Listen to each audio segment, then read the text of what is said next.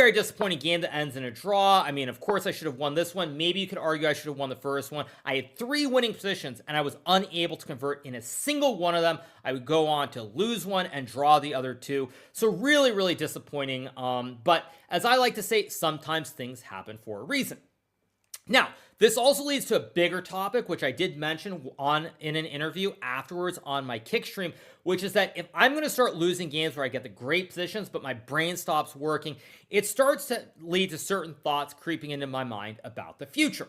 Now, if I were getting outplayed in all these games, for example, from start to finish and something like that, it's much more palatable because you feel like that is something where your skill might be declining, your players are outplaying you, but when it's become self-inflicted and it feels like something which should never happen but starts happening frequently, especially as you get older, there is a certain word that starts with an R, which is now on my mind. I'm not going to sort of bounce around the topic or ignore it, but I will say right now, and this is probably going to make some news, if I get into similar situations and I start messing up games like I messed up a couple of games in this freestyle event against Yavokir Sindarov, if Norway chess and or the World Cup simply do not go well for me in standard regular chess, there is a very realistic chance that I will probably start winding down my career, at least as it relates to slow games, and potentially retire from classical chess.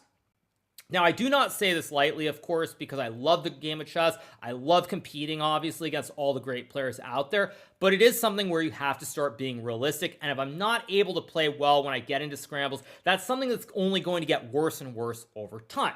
So maybe you can say I'm being too dramatic. Leave your thoughts in the comments below, obviously. But it is very much on my mind as a real thought at this point in time.